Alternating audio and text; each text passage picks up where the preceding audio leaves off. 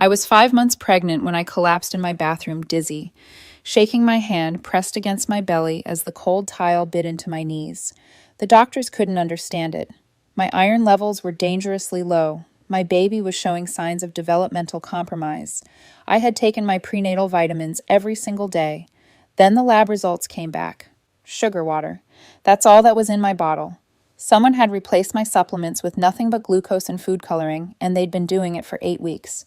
My sister Emery had visited me constantly during those months. She brought me expensive prenatal tonics. She asked about my dosages, my schedule, my routine. I didn't want to believe it. Not my own sister, not over our grandmother's $12 million inheritance. But when the evidence was read aloud in court, the receipts, the texts, the forensic analysis, Emery's face went white. She gripped the table and screamed, "Please stop, don't show the rest." What the jury saw next changed everything. Have you ever been betrayed by the person you least expected? My name is Tara Sanders. I'm 36 years old and I run a small financial consulting firm that I built from nothing. For most of my life, I've been the daughter who achieved everything and was seen for none of it. Growing up in the Sanders family meant understanding your place early. My younger sister Emery was the sun, and the rest of us were just planets in her orbit. She was 3 years younger, but somehow she took up all the space in every room. When she laughed, my parents laughed. When she cried, the whole house stopped. I learned to be quiet, to be useful, to hope that one day my silence would be rewarded with something that looked like love. I still remember my college graduation. I was the first in our family to earn a degree in finance, graduating with honors from a program that had accepted only 30 students that year. I stood on that stage, scanning the audience for my parents' faces. They weren't there. Emery had called that morning with stomach pains, and they'd rushed her to the emergency room. It turned out to be nothing gas, maybe anxiety. But by the time they realized she was fine, my ceremony was over. I walked off that stage, a loan diploma in hand, and told myself it didn't matter. I told myself that lie for 30 years. When our grandmother Eleanor passed away 6 months ago, I thought the grief might finally bring us together. Grandma had always seen me differently. She'd call me on Sunday evenings just to talk, and she'd say things like, "You're the steady one, Tara. Don't ever let them make you feel small."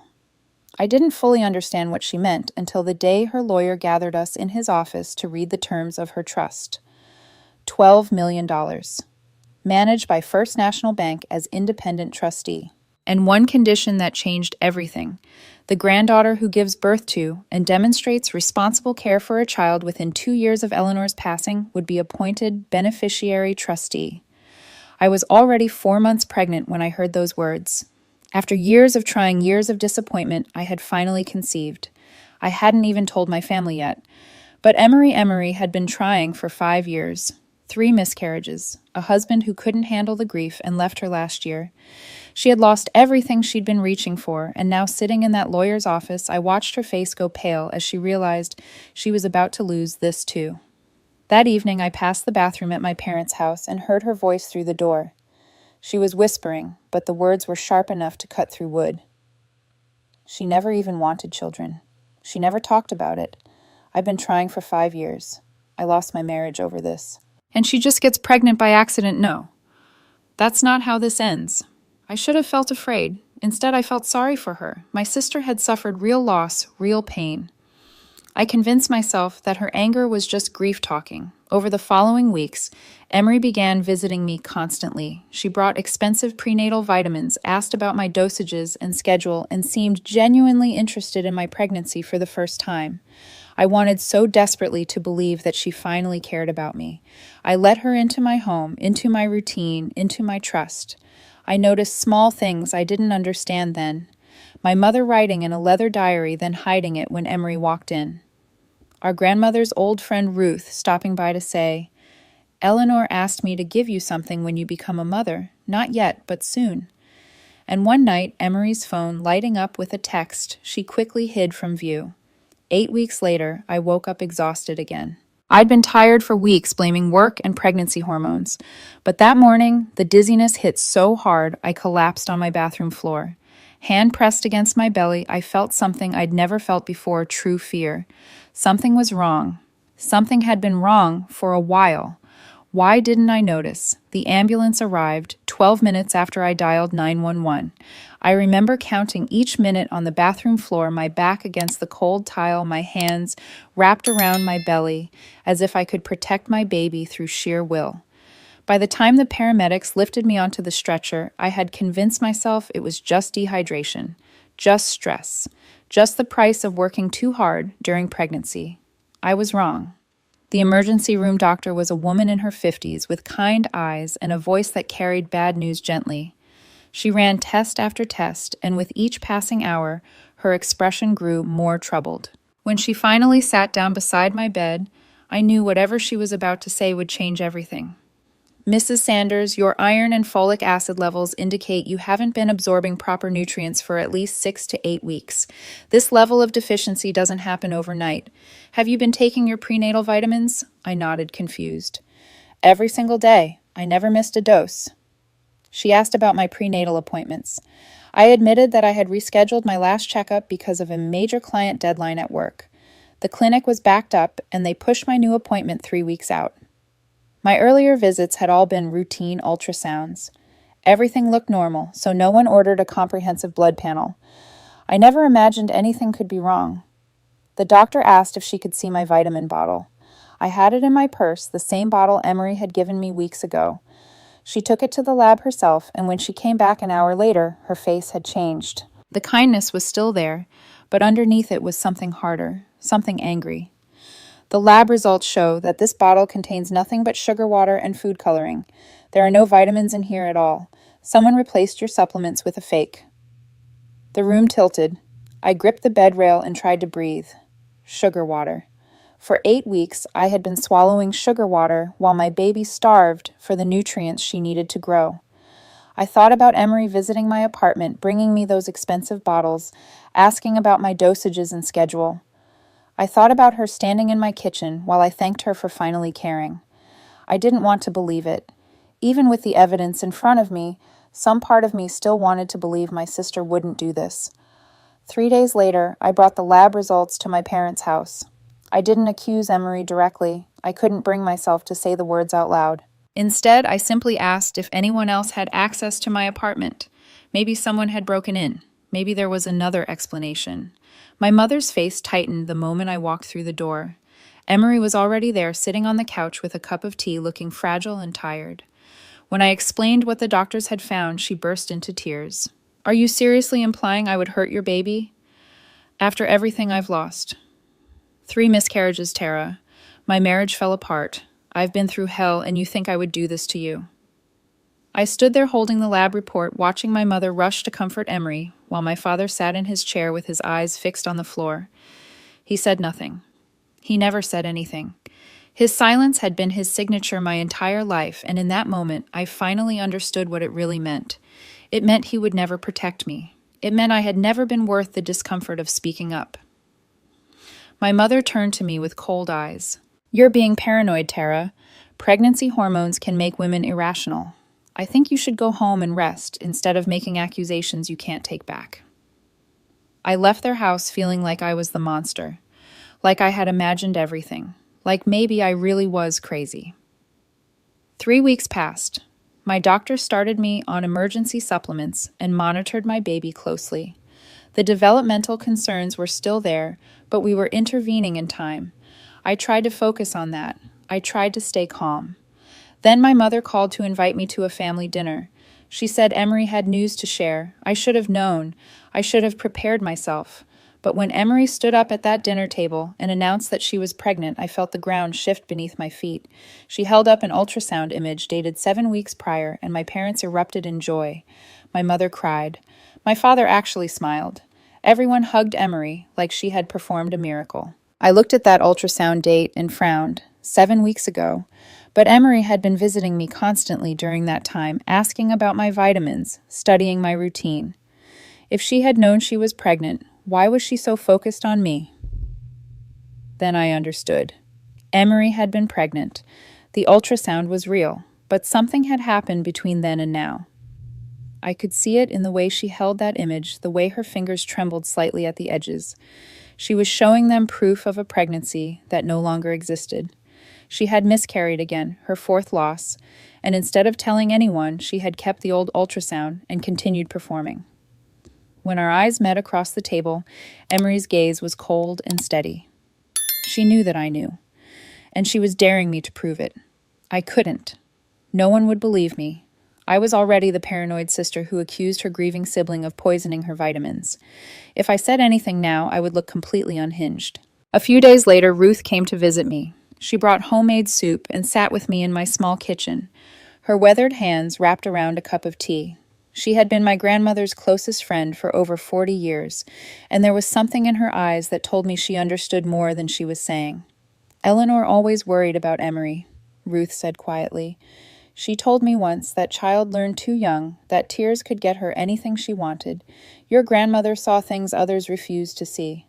I asked about the something Ruth had mentioned before the thing my grandmother wanted her to give me. Ruth shook her head slowly. "Eleanor said to give it to you when you become a mother." "You're not there yet, sweetheart, but you will be, and when that day comes, you'll understand why she waited." After Ruth left, I made a decision. I needed evidence. I needed something concrete. I called my apartment building's management office and requested security footage from the lobby. The property manager was sympathetic and sent me the files that same evening. I sat at my laptop and scrolled through hours of footage until I found what I was looking for. 6 weeks ago, the day I had been at a client meeting all afternoon, the lobby camera showed Emery entering the building at 2:15 p.m. and leaving at 3:40 p.m. 85 minutes in my apartment while I was gone. The camera only covered the entrance. There was no footage of what she did inside. It was enough to confirm that I wasn't crazy. It was enough to know that she had been there alone with access to everything I owned. But it wasn't enough to prove anything. I sat in the dark of my apartment, one hand on my belly, the other gripping the phone. My baby moved inside me, a small flutter of life that reminded me what was at stake. I had evidence that meant nothing, and suspicions that everyone dismissed. I was alone. Then the phone rang. My doctor's voice was urgent in a way I had never heard before. "Tara, we ran additional tests on your baby. She's showing developmental delays consistent with prolonged nutritional deficiency. We can still intervene, and I believe we caught it in time, but I need you to understand something." She paused, and in that pause I felt my whole world narrow to a single point. "This wasn't an accident. Someone deliberately tampered with your supplements. I'm required by law to report this to the police. Tara, this is now a criminal investigation." The words echoed in my mind for days. Criminal investigation. Someone had deliberately tried to harm my baby, and now the police were involved. For the first time since this nightmare began, I felt something other than fear. I felt the first spark of fight returning to my body. Detective Morrison came to my apartment the following morning. He was a man in his late 40s with graying hair and tired eyes that had clearly seen too much. He took my statement carefully, writing everything down in a small notebook, asking questions that made me relive every moment of the past 2 months. When I finished, he closed his notebook and looked at me with an expression I recognized. It was sympathy mixed with caution. "Mrs. Sanders, I want to be honest with you. Family cases are complicated. Without direct evidence, placing your sister's hands on those vitamin bottles, she could claim someone else had access to your apartment. A maintenance worker, a delivery person, anyone. Defense attorneys are good at creating reasonable doubt." I felt my heart sink. "So you're saying there's nothing you can do?" "I'm saying we'll investigate thoroughly, but these things take time. We need to build a case that can actually hold up in court. Right now, we have circumstantial evidence and a lot of suspicion. That's not enough to arrest anyone." After he left, I sat alone in my kitchen and made a decision. I could not rely on anyone but myself. The police would do their job, but they were bound by procedure and protocol. They would move slowly while my sister had all the time in the world to cover her tracks. I needed help, real help, the kind that could dig deeper and faster without breaking any laws. I found Patricia Wells through a referral from my lawyer. She was 58 years old, a former detective who had spent 25 years on the force before retiring to start her own private investigation firm. When I met her in her small office downtown, I liked her immediately. She had sharp eyes and a no-nonsense way of speaking that reminded me of my grandmother. "I'm not going to do anything illegal," she said plainly. But I can find things the police don't have time to look for. Public records willing witnesses patterns that might give them probable cause to dig deeper. You tell me everything, and I'll build you a map. I told her everything. Every visit Emery made to my apartment. Every question she asked about my vitamins. The security footage showing her 85-minute visit when I wasn't home. The fake pregnancy announcement built on an ultrasound from a pregnancy that no longer existed. Patricia listened, without interruption, taking notes on a yellow legal pad. Your sister was careful, she said when I finished. But careful people always leave traces. Give me a week. Patricia worked methodically. She started with Emery's public social media accounts, scrolling through months of posts, looking for inconsistencies. What she found was subtle but damning. 2 months ago, Emery had posted constantly about pregnancy cravings and morning sickness. Then the posts stopped abruptly for 3 weeks. When they resumed, the tone was different, more performative, as if she was trying too hard to convince everyone she was still pregnant. It wasn't proof, but it was a pattern. Next, Patricia visited health food stores in Emery's neighborhood. At the third store, she found a cashier who remembered a woman matching Emery's description. The woman had purchased multiple bottles of a glucose solution, the kind used to make homemade sports drinks.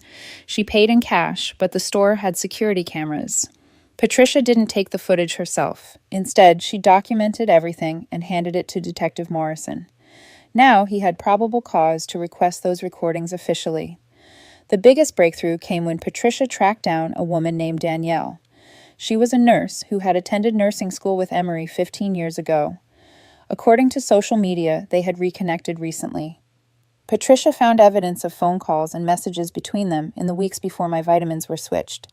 She didn't approach Danielle directly. That would be the police's job.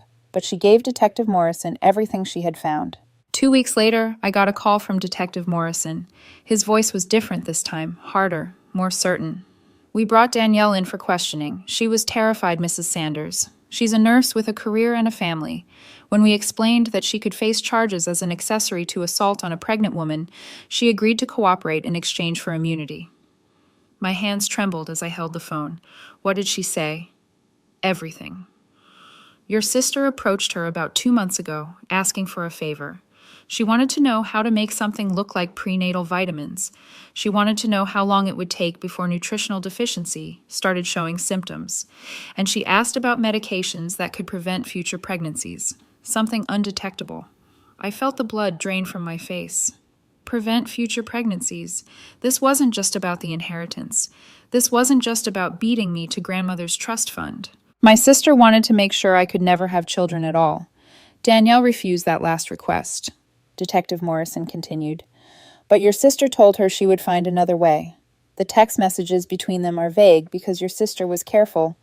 But with Danielle's testimony explaining what those messages really meant, we had enough for warrants. With Danielle's cooperation, the police obtained warrants to search Emery's apartment, her laptop, and her financial records. The search revealed everything my sister had tried so hard to hide. Her browser history, even the files she thought she had deleted, showed searches for vitamin deficiency, pregnancy timeline, and how to cause miscarriage naturally. Forensic specialists recovered everything. They found a receipt from a chemical supply website for a substance that was immediately flagged for analysis. They were still running tests, but the preliminary results were consistent with what Danielle had warned them about. And most damning of all, they subpoenaed Emery's medical records. The documents confirmed what I had suspected since that dinner announcement. My sister had miscarried 3 weeks before she told our family she was pregnant. The ultrasound she held up at that table, the one everyone celebrated, was from a pregnancy that no longer existed. She had weaponized her own tragedy to compete with me.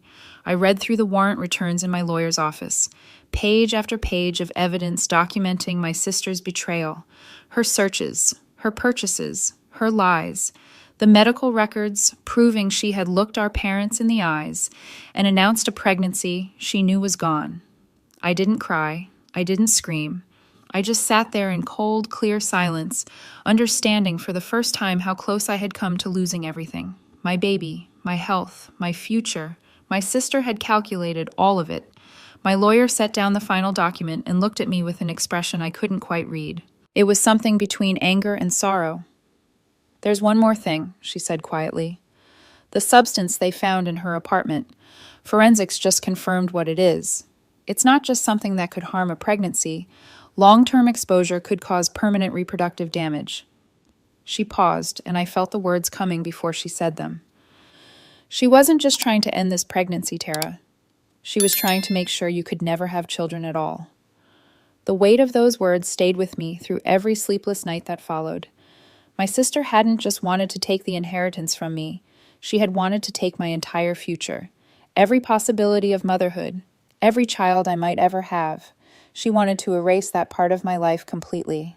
I carried that knowledge into the courtroom on the day of the preliminary hearing, 8 months pregnant and more determined than I had ever been in my life. The courtroom was smaller than I expected. Wood paneling, fluorescent lights, rows of benches that felt too close together. I sat behind the prosecution table with my lawyer beside me, my hands folded over my belly where my daughter kicked and moved, as if she knew something important was happening. Across the aisle, Emery sat next to her defense attorney in a navy blue dress that made her look almost respectable. Our parents sat in the gallery behind her. My mother clutched a tissue. My father stared straight ahead at nothing. The prosecution built its case piece by piece, and with each piece, I watched my sister's mask begin to crack. First came the lab results. The prosecutor held up the report and read the findings aloud. The vitamin bottles recovered from my apartment contained no vitamins at all, just sugar water and food coloring. A counterfeit designed to look real while delivering nothing. Second came the security footage from my apartment building. The screen showed Emery entering the lobby at 2:15 in the afternoon and leaving at 3:40. 85 minutes in my apartment on a day when I was at a client meeting across town. The timestamp was clear. The image was clear. There was no denying she had been there. Third came Danielle. She walked to the witness stand looking terrified, her hands shaking as she swore to tell the truth. The immunity deal had made her cooperative, but it hadn't made this easy for her. She described how Emery had contacted her 2 months ago, asking for help. She wanted to know how to make something look like prenatal vitamins. She wanted to know how long nutritional deficiency would take to show symptoms. And she had asked about substances that could prevent future pregnancies. Something undetectable. Danielle had refused that request, but Emery had said she would find another way. When the prosecutor showed the text messages between them on the courtroom screen, Danielle explained what each vague phrase really meant. The code words, the careful language, the plan hidden in plain sight. Fourth came the forensic analysis of Emery's laptop, the deleted browser history that specialists had recovered. Searches for vitamin deficiency, pregnancy, timeline. Searches for how to cause miscarriage naturally. Searches for substances that could damage fertility. Each search was time-stamped. Each one occurred in the weeks before my vitamins were switched. Fifth came the medical records. The prosecutor read them with clinical precision. Emery had been pregnant. She had miscarried 3 weeks before announcing her pregnancy to our family. The ultrasound she showed everyone at that dinner table was from a pregnancy that no longer existed. She had stood in our parents' living room, held up that image, and lied to everyone who loved her. Finally came the substance found in her apartment. Forensics had confirmed it was capable of causing permanent reproductive damage with prolonged exposure. It had never been used on me, but it had been purchased. It had been ready. If the investigation hadn't started when it did, my sister would have moved to the next phase of her plan. I watched Emery through all of it. She didn't scream. She didn't cry. She just sat there as the color drained from her face piece by piece, like watching someone slowly realize they have lost everything. Her lawyer whispered urgently in her ear, but she didn't respond. When the judge asked if she understood the charges against her, her voice was barely audible. Yes. The judge set bail at $200,000 with strict conditions. No contact with me, Danielle, or any other witnesses. GPS ankle monitor. Surrender of passport. My mother posted bail that same afternoon.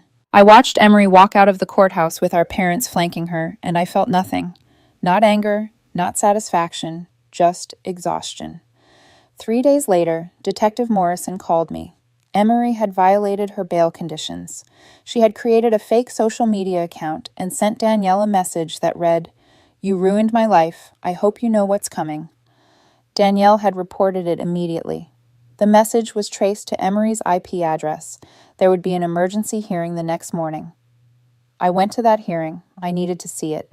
Emery stood before the judge in the same navy dress, but she looked different now, smaller somehow.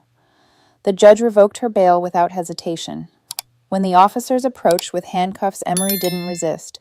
She didn't scream or beg or make a scene. She just turned and looked at our mother with eyes full of cold accusation. "You finally chose her," she said. "After 30 years of choosing me, you finally chose her." Then she let them lead her away. My mother sobbed. My father stared at nothing the same way he had stared at nothing my entire life. During a recess, I stepped into the hallway to catch my breath. The fluorescent lights hummed overhead and my back ached from sitting too long. I was rubbing my lower spine when I heard footsteps behind me. I turned to find my mother standing there, looking decades older than she had just weeks ago. In her hands was the leather diary I had seen her hiding so many times over the years. "I started writing this 10 years ago," she said quietly, "when I finally admitted to myself what Emery was becoming. Every manipulation, every lie, every time your father told me I was being too hard on her and I backed down instead of standing firm."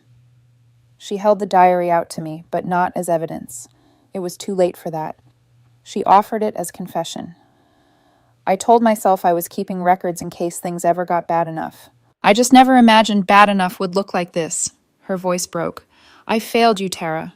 I chose the easier daughter over the better one. I'm not asking for forgiveness. I just need you to know that I know." I took the diary from her hands. I didn't say anything. There was nothing to say. She had made her choices for 30 years, and now we were all living with the consequences. That evening, Ruth came to my apartment. She moved slowly up the stairs, her 78-year-old knees protesting each step, but she insisted on coming in person. In her hands was a sealed envelope yellowed with age. "Your grandmother gave me this before she died," Ruth said. "She told me to give it to you when you were about to become a mother. She said you would need to know you were never invisible to her." I opened the envelope with trembling hands. Inside was a single page covered in my grandmother's familiar handwriting. "My dearest Tara," it began, "I've watched you be overlooked your entire life. I've watched your parents choose the squeaky wheel over the steady one. I've watched you achieve quietly while Emery performed loudly. I should have spoken up more. I should have protected you. I'm leaving the trust in your hands because you're the only one who will use it to build instead of destroy. You are the strong one, Tara. You always have been. I'm sorry I didn't say it more when I was alive. I love you. Build something beautiful." I held that letter against my heart and let myself cry for the first time in months. Not from grief, from being seen. Finally, completely seen. 3 weeks later, I went into labor. As the nurses wheeled me toward delivery, my phone buzzed with a text from my lawyer. "Emery tried to make a deal. Plead guilty to lesser charges for reduced sentence. Prosecution refused. They're going for maximum. Trial set for 3 months. Focus on your baby. Justice is coming." I silenced my phone and placed my hand on my belly. Justice could wait. Right now, I had a daughter to meet. She arrived at 3:47 in the morning, screaming and perfect and alive. My daughter. Despite everything my sister had done, despite the 8 weeks of stolen nutrients, despite the stress and the betrayal and the fear, my baby girl came into this world healthy and whole. The doctor said it was remarkable. The intervention had come just in time. A few more weeks of deficiency and the outcome might have been very different. But she was here now, 7 pounds and 4 ounces of miracle with tiny fingers that wrapped around mine like she had been waiting her whole existence to hold on. I looked down at her face in those first moments, and I whispered words I had been saving for months. "You almost didn't make it. Someone tried to take you from me before I ever got to meet you. But you're here. You're here, and I will never let anyone make you invisible. Not ever." I promise you that. Ruth was there beside me, tears streaming down her weathered face as she watched us together. My mother was not. I hadn't invited her. Some boundaries are permanent, and I had finally learned to build them. The woman who had chosen my sister for 30 years didn't get to be part of this moment. This moment belonged to the people who had actually shown up for me. 3 months later, Emery's trial began. It lasted 2 weeks. I attended every day, sitting in the gallery with my daughter in a carrier against my chest, watching justice unfold one witness at a time. Danielle testified with full immunity, explaining everything she had told the police. Her voice shook, but she didn't waver. The forensic evidence was overwhelming. The searches on Emery's laptop, the purchases traced to her accounts, the substance found in her apartment that could have ended my ability to have children forever. Emery's defense tried to claim mental health issues stemming from grief. And there was truth in that. My sister had suffered 3 miscarriages, a divorce, years of wanting something that kept slipping away. I understood that pain even now. But the jury saw what I saw. They saw the premeditation. They saw the research. They saw 8 weeks of calculated harm inflicted on a woman whose only crime was getting pregnant first. Grief might explain where the darkness came from, but it didn't excuse what she chose to do with it. The verdict came on a Thursday afternoon. Guilty on all counts. Felony assault on a pregnant woman, 5 years. Criminal tampering with consumer products, 2 years. Witness intimidation for the message she sent to Danielle, 1 year. The judge ordered the sentences to run consecutively. 8 years in state prison.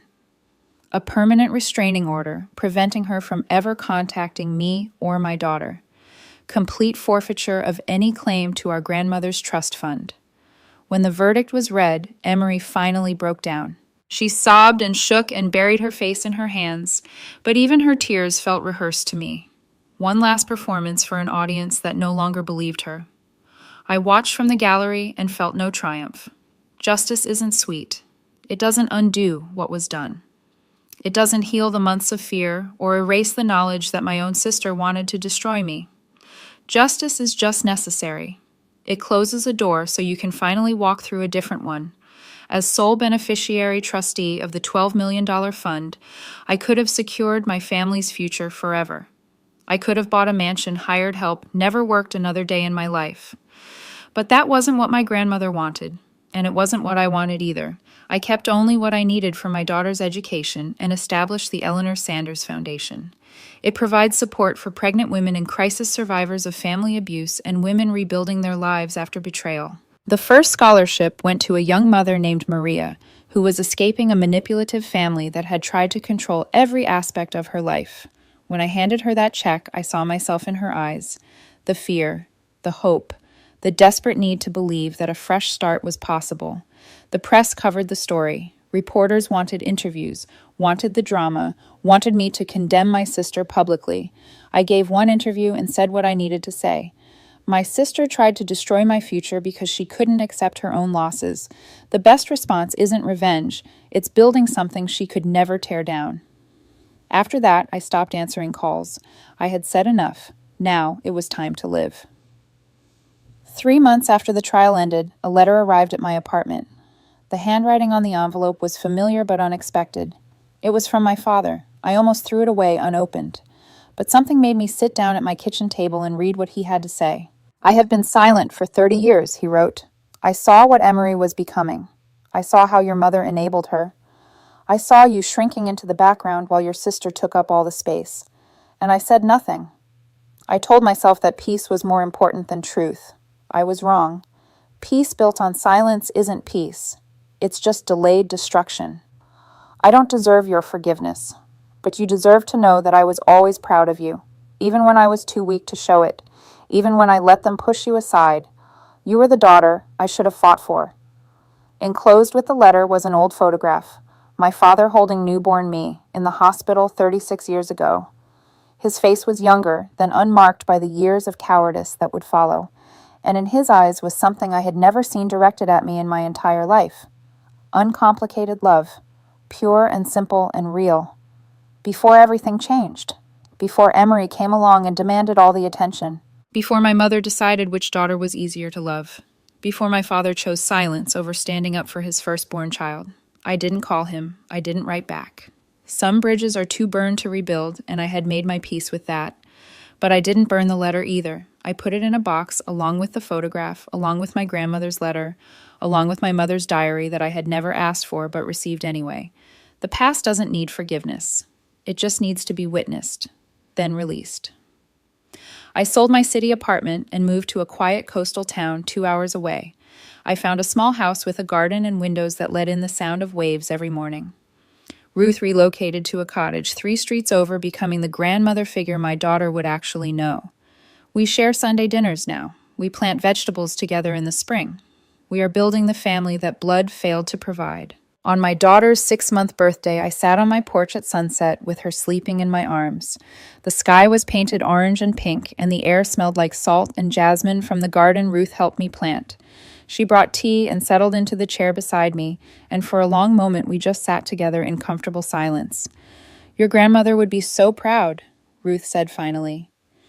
I looked down at my daughter, healthy and peaceful and completely loved. I thought about the 30 years I spent trying to earn a place in a family that refused to see me.